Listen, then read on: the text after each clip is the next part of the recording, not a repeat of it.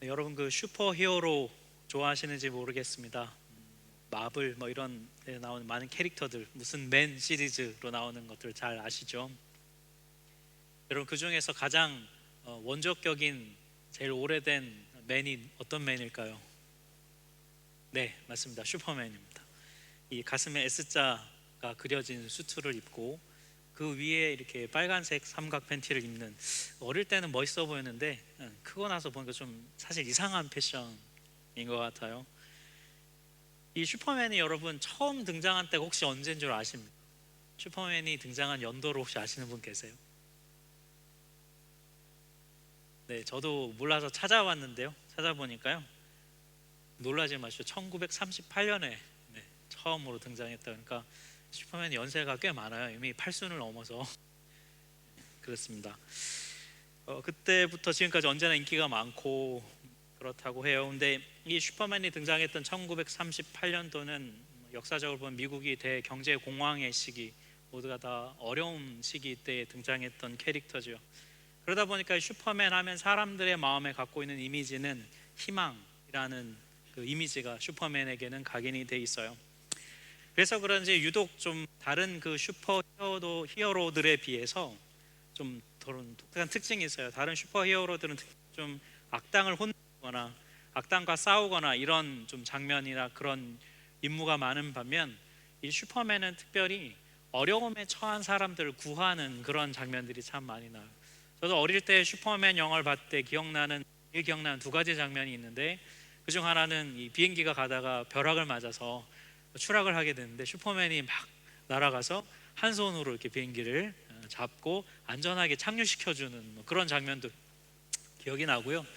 또 하나 인상적이었던 거는 바다에 유조선이 기름을 싣고 가다가 이렇게 부딪혀가지고 기름이 막 바다에 엄청 쏟아졌는데 슈퍼맨이 날아가서 입김을 후 불었더니 기름만 싹 다시 배에 들어가서 배를 이렇게 싹 수리하고 사람들이 손 흔들고 막 환영하는 뭐 이런 이미지, 그게 이제 제가 영화에서 봤던 기억나는 장면이에요.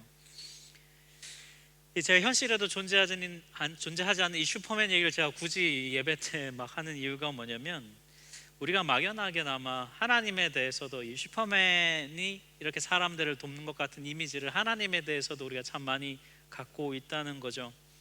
환란에 처하고 상황이 절망적일 때 갑자기 나타나서 기적적으로 문제를 해결해 주는 이 슈퍼맨처럼 하나님이 좀 나에게 이렇게 해주셨으면 하는 바람이 있을 때가 참 많다는 거예요. 하나님께서 그렇게 일하실 때도 있습니다. 정말 기적적으로 일을 해결하실 때도 있지요. 하지만 또 많은 경우는 하나님께서 그렇게 문제를 빨리 해결해 주시지 않는 경우도 많아요.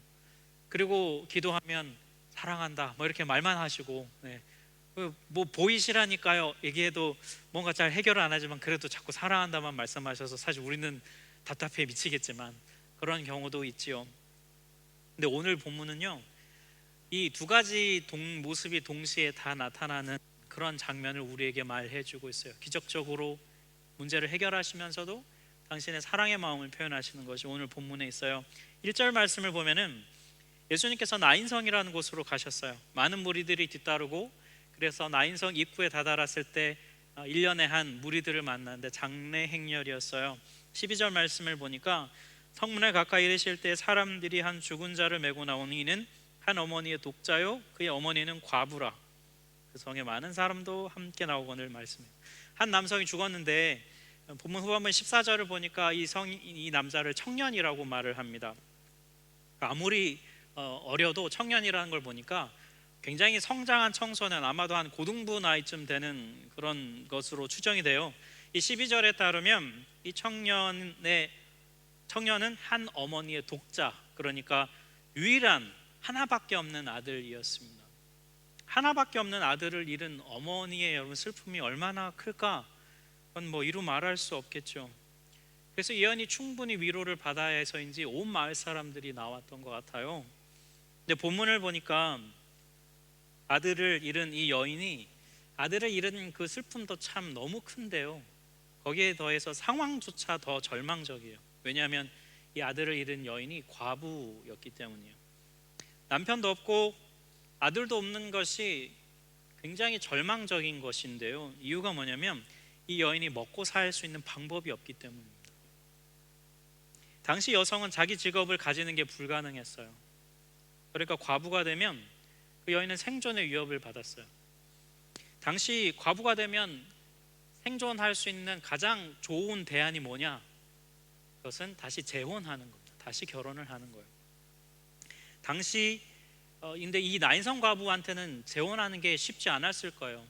당시에 결혼하는 평균 연령이 한 13세에서 15세 정도 여자가 그랬는데 그의 아들이 지금 고등부 나이쯤 된다고 해서 뭐 예를 들어 한 17살 정도라고 치면 이미 30을 훌쩍 넘긴 나이의 과부였어요. 오늘날에 여러분 30살 뭐 아무것도 아니죠. 네, 철이라도 씹어 먹을 나이 아닙니까? 30살, 그죠? 네, 결혼하는데 아무 문제 없지만 당시 여성 30살이면 재혼한다는 것은 쉽지 않았을 현실입니다. 재혼을 할 수 없으니 여러분 당연히 아들도 나올 수 없고, 그러니까 이 여인은 가장 좋은 옵션을 취할 수 없었어요. 그러니 그 다음에 이 나인성 과부가 취할 수 있는 그나마 최악의 두 가지 옵션이 있는데 그 중에 첫 번째가 뭐냐면 거지가 되어서 이웃에게 구걸해서 먹거나, 또 다른 마지막 대안은 창녀가 되는 것입니다. 자기 몸을 팔아서 생계를 유지하는 것이죠. 그래서 본문 12절에서 아들을 잃은 과부다라고 말할 때에는 이게 지금 얼마나 절망적인가를 성경은 우리에게 말해주고 있다는 것입니다. 그냥 힘들겠구나가 아니라요, 그냥 절망입니다. 그 자체예요. 절망 그 자체. 그래서 예수님께서 이 나인성 과부의 아들의 장례 행렬을 지켜보셨습니다. 그리고 여인에게 다가가셨어요. 13절 말씀을 보니 주께서 과부를 보시고 불쌍히 여기셨습니다.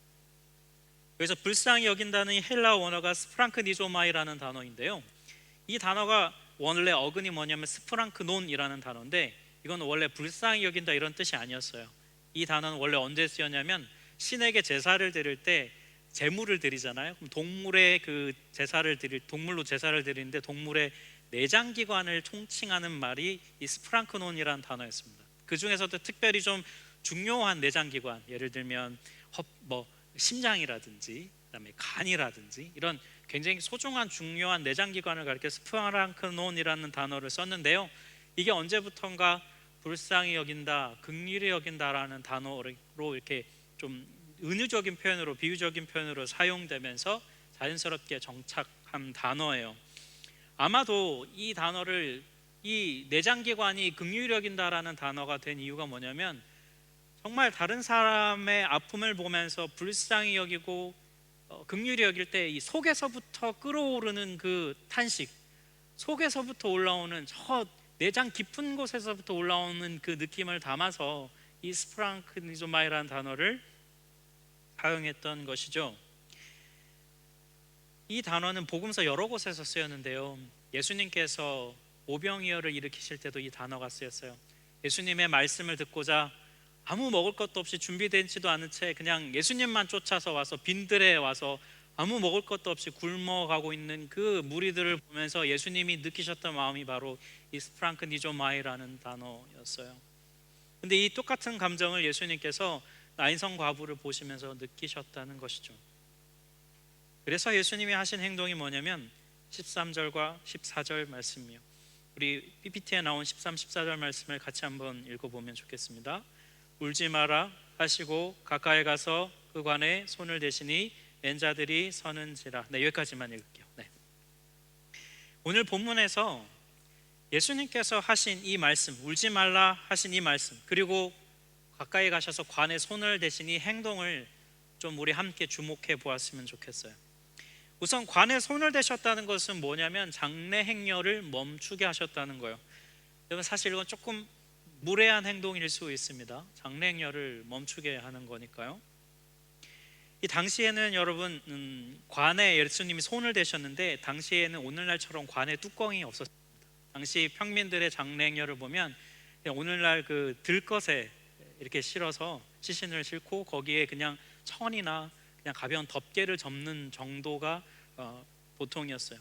그러니까 예수님이 지금 관에 손을 대셨다는 건 뭘 의미하냐면 시신에 직접 접촉을 하셨다는 것이 됩니다. 그리고 이것은 유대교 정결법에서 굉장히 부정하다고 여기는 그런 상태의 예수님이 되신 거예요. 그래서 사람들이 꺼렸거든요. 그런데 예수님께서는 그 행동을 지금 하고 계시다는 거예요.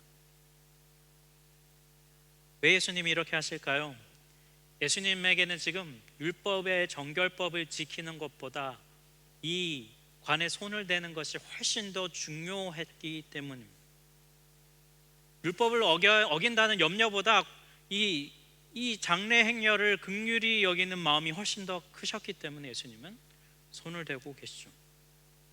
그리고 나인성 과부한테 직접 울지 말라고 말씀하셨어요. 이 예수님의 행동은 예수님의 마음을 반영하고 있습니다. 그걸 마음을 몸으로 보여주신 거예요. 스프랑크 니조마이라고 하는 그 속에서부터 끓어오르는 탄식과 긍휼의 마음을 예수님은 행동으로 표현하고 계신 거예요. 그래서 우리는 이걸 그렇게 흔히 예수님이 직접 이 고통의 자리에 뛰어들어오셨다, 예수님이 고통의 자리에 동참하신다라고 보통 말하고 있어요. 그냥 힘들겠구나, 어떡하니, 힘내세요, 이 정도가 아니라 직접 고통의 그 자리로 예수님이 들어가신다는 것이죠. 이것이 우리가 오늘 본문을 통해 봐야 할 예수님의 모습이에요. 제가 아킬레스건 이 파열 수술한 지 3주 차로 지금 접어들었습니다. 한동안은 수술한 후에 이제 앉아 있다가 일어나면 이 피가 쏠려가지고 좀 많이 아팠어요. 지난주까지는 아팠는데 이번 주간 들어와서는 좀 그것도 많이 좋아지고 호전돼 가고 있어요. 많은 분들 기도해 주시고 함께 위로해 주셔서 너무 감사해요. 근데 지난 수요 기도회 때 제가 인도하면서 하나님이 좀 이런 마음을 저에게 주셨습니다. 지금 이 아킬레스건 파열을 당한 이 상황이 성도들의 고통의 자리로 가라는 그런 목소리로 저에게는 좀 들려왔어요. 제가 걷지를 못하니까 이제 목발을 양손에 잡고 다니잖아요. 그러니까 손에 뭘 들고 움직일 수가 없어요. 그래서 제가 집에서도 가방을 메고 다녀요. 네.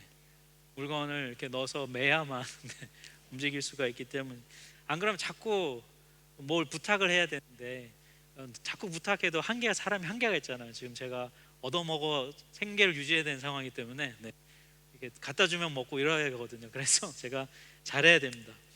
근데 자꾸 부탁해도 아이들도 자꾸 들어주다가도 어느 날 자꾸 한숨 쉬고 우리 애들이 또 해야 돼? 막 이러면서 이제 갖다 주고 막 이래서 미안해서 제가 가능하면 할 수 있는 한 제가 하려고 되게 노력을 해요. 옷 입는데 막 한 20분씩 걸리고요. 그리고 샤워가 씻는데 한 40분씩 걸리고 하여튼 이런 큰 불편함이 있어요. 무엇보다 좀 제일 밤마다 공포스러운 것은 뭐냐면 이 혈액순환을 잘 해야 돼서 밤마다 이제 혈전제 주사를 제 몸에 제가 스스로 놔야 하는 이 현실이 가장 사실 두렵습니다. 저 영주 자매가 미리 경험이 있어서 저에게 어떻게 하면 안 아픈지를 알려줬어요. 이렇게 뱃살이 좀 있어서 이렇게 꽉 잡고 놓으면 안 아프다고 했는데 그래도 아프더라고요. 매일 밤 이걸 이제 주사를 놓으면서 그렇게 지내고 있어요. 근데 이런 일련의 불편하고 이런 과정을 한 3주째 제가 쭉 경험을 하면서 이런 마음이 드는 거예요. 저는 이 겨우 다리 하나 이거 다쳐가지고 이렇게 일상이 불편하고 힘들고 어려운데 더 큰 아픔과 고통 가운데 있는 우리 성도님들의 삶이 참 얼마나 어렵고 힘들까, 이전보다 더 깊이 참 제 마음에 와닿게 되었어요. 여러분, 몸이 아프든 마음이 아프든 아픔 가운데 있는 분들 잘 아실 거예요. 여러분, 고통 가운데 있으면 그 고통은 사실 나 말고 다른 사람은 잘 알지 못해요. 어느 정도는 이해할 수 있을지는 모르지만 내가 느끼는 것과 똑같은 깊이로 느낀다는 것은 어렵습니다. 배우자나 가족들 또 주변의 지체들이 위로해주고 기도해 주어서 힘이 나는 것은 맞아요. 하지만 고통 가운데 있는 당사자만큼 알 수는 없죠. 그리고 너무 어쩔 수 없는 일이거든요. 제가 이런 상황에 처하다 보니까 아픈 분들의 심정을 이전보다 더 깊이 마음으로 공감하게 되었어요. 더 나아가서 같은 정도는 아니지만 아픈 몸으로 힘겹게 일상을 살아가는 분들, 또 아픈 마음으로 그걸 부여잡고 버거워하면서 그것들을 살아내려고 아둥바둥 되는 분들의 그 마음의 깊이를 조금 더 깊이 깨닫게 되었어요. 그러면서 수요 기도회 가운데 기도하는데 주님께서 이런 마음을 주시는 거죠. 지금 너의 불편함, 그 불편함이 성도들의 고통에 더 다가가고 그 자리로 가는 시간으로 삼으라는 것이었습니다. 오해하지 않으셨으면 좋겠는데요, 저는 하나님께서 저를 고통에 동참하라고 일부러 아킬레스건을 끊었다고 생각하진 않아요. 네. 우리 하나님 그렇게 잔인한 분은 아니시지 않을까요? 그죠? 네. 멀쩡했는데요, 제 아킬레스건이. 또 제가 지금의 상황을 좀 억지로 좋게 해석하고 긍정적으로 해결하려고 막 생각해낸 그런 마음이 아닙니다. 제가 수요일에 늘 올해 우리 하나교회 비전인 회복의 공동체를 놓고 그 기도 제목을 놓고 기도하는 가운데 갑자기 제 마음에 성령께서 깨닫게 해주신 거예요. 지금 너의 아픔은, 불편함은 고통의 자리에 동참하는 시간이다. 이런 마음으로 오늘 이 본문 본문을 계속 준비했는데요, 그리고 나인성 과부에게 예수님이 뭐라고 하셨냐면 울지 말라고 말씀하셨어요. 저는 예수님의 이 마음이 이해가 되었습니다. 여러분 한번 생각해 보실래요? 아들이 죽어서 슬퍼서 울고 있어요. 그리고 자기가 과부라서 자기의 상황이 어떻게 될지 너무나 뻔히 잘 알고 있는 상황입니다.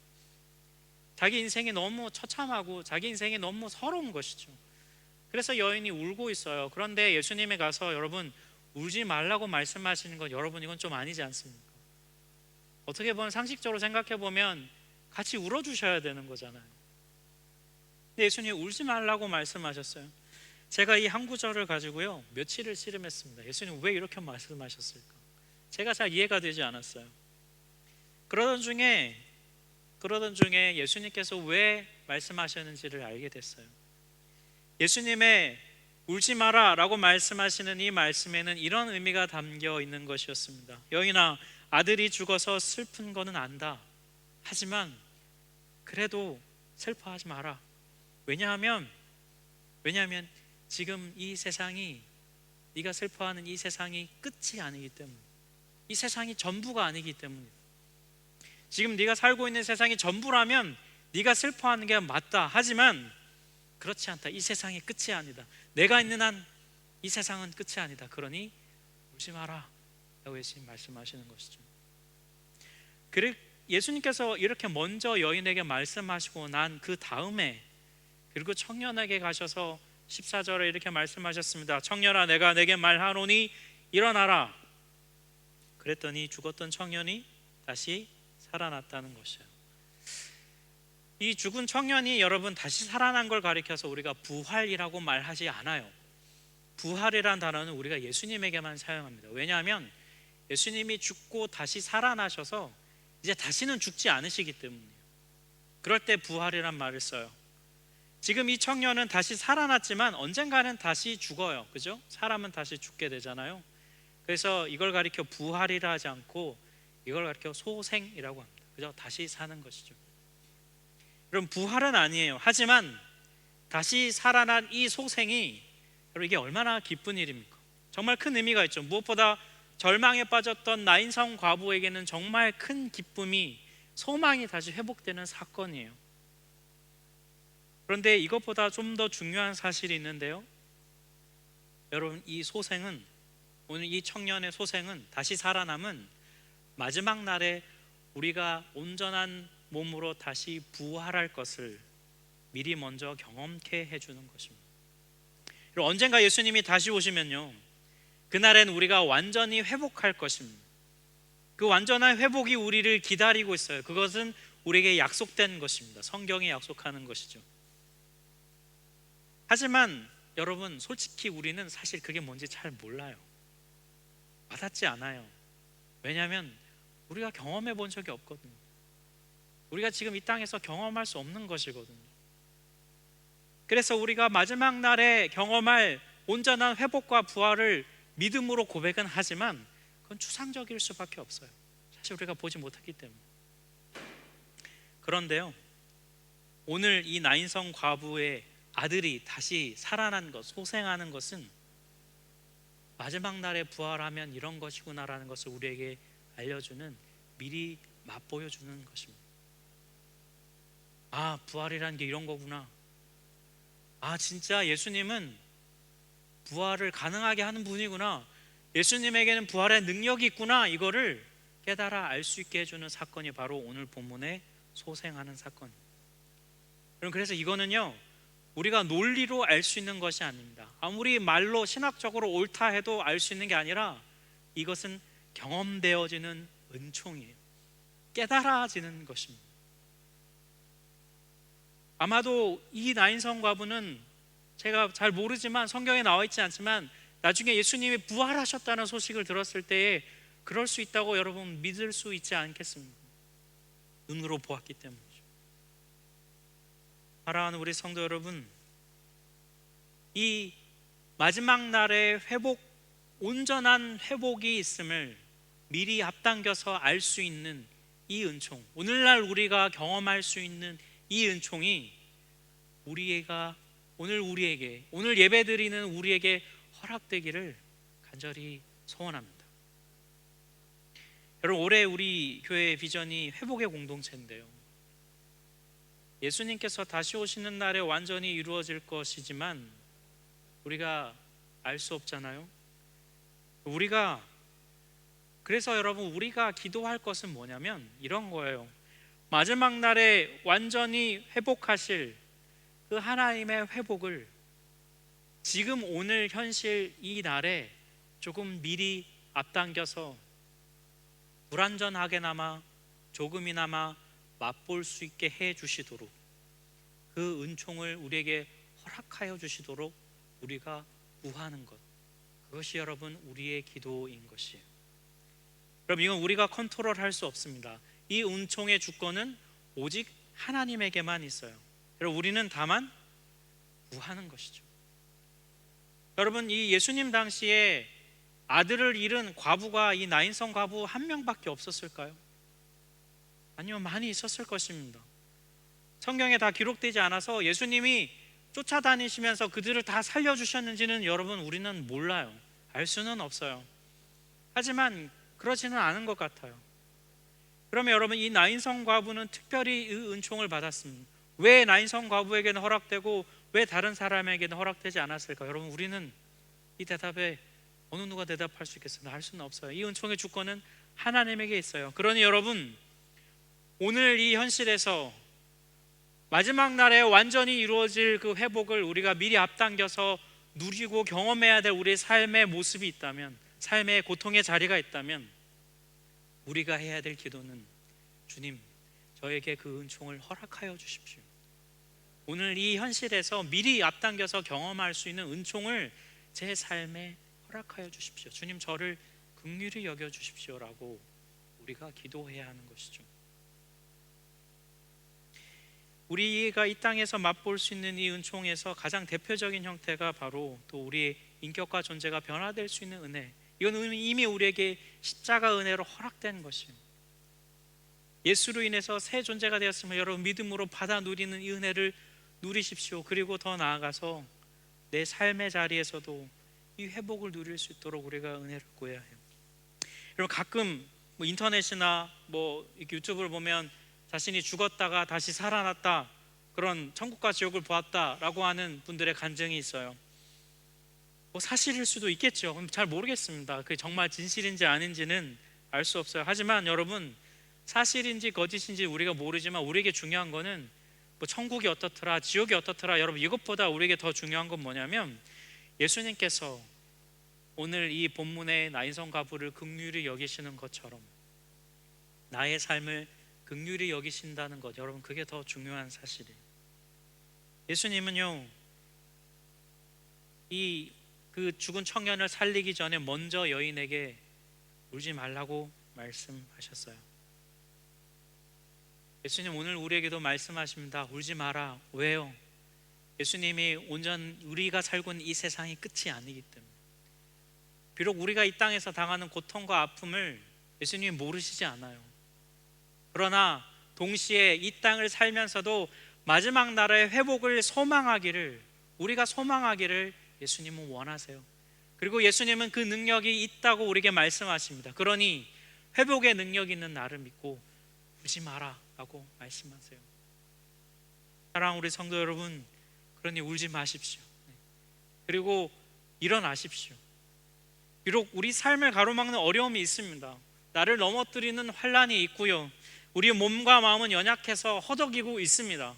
하지만 그런 우리를 보면서 속에서부터 터져나오는 그 탄식, 그 스프랑크 니조마이의 마음을 갖고 우리를 대하시는 예수님이 우리를 긍휼히 여기신다는 것입니다.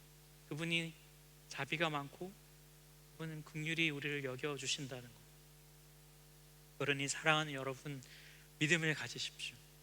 우리가 믿는 예수께서 우리의 삶에 자비와 긍휼을 베풀어 주셔서 우리의 삶에 회복을 일으키실 것을 소망하는 마음으로 이 기도의 끈을 놓지 않는 우리가 되기를 간절히 원해요.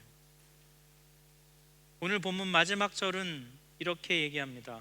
모든 사람이 두려워하며 하나님께 영광을 돌려 이르되 큰 선지자가 우리 가운데 일어나셨다 하고 또 하나님께서 자기 백성을 돌보셨다 하더라. 여러분, 여기서 돌보셨다라는 헬라어 원어가 에피스토캡토마이라는 단어인데요, 이 원문의 의미를 좀 더 잘 번역해서 하면은 찾아오셨다라는 뜻이 듭니다. 그래서 오늘 이 본문은 이렇게 해석이 돼요. 또 하나님께서 자기 백성을 찾아오셨다. 여러분, 하나님께 버림받았다고 생각했습니다, 이스라엘 백성들. 그래서 로마로부터 지배도 받고 그러고 있다고 생각했어요. 그런 이스라엘 백성들에게 예수라는 사람은, 예수라는 존재는 아니구나, 하나님이 우리를 버리지 않았구나, 하나님이 우리에게 찾아오시는구나 라는 것을 깨닫게 해주는 분이셨어요. 사랑하는 우리 하나교회 공동체 여러분, 우리에게도 예수님은 그런 분이십니다. 예수님은 우리에게 오셔서 십자가의 죽음으로 우리에게 얼마나 우리를 사랑하시는지를 보여주시고 말씀해 주셨어요. 여러분, 사순절 기간을 보내며 이 사랑을 깊이 깨달아 하시길 축복합니다. 그리고 정말 이 긍휼이 얼마나 큰지를 알기를 소원합니다. 그래서 더 큰 은혜, 더 큰 은총을 우리가 하나님 앞에 구하는 그 믿음, 주님을 향하여 나를 불쌍히 여기소서라고 고백할 수 있는 그 믿음의 고백이 터져 나오는 회복이 있는 특별히 이 사순절이 되었으면 좋겠어요. 그래서 여러분, 우리 하나교회 공동체 안에 서로가 서로의 삶을 보면서 또 서로 자신의 삶을 남에게 나누면서 내 삶에 예수께서 이렇게 은총을 베푸셨다, 내 삶을 주님이 이렇게 긍휼히 여기고 계신다라고 하는 서로의 은총의 나눔이 있는 우리 하나교회 공동체 되기를 주님의 이름으로 축복합니다. 우리 같이 찬양하고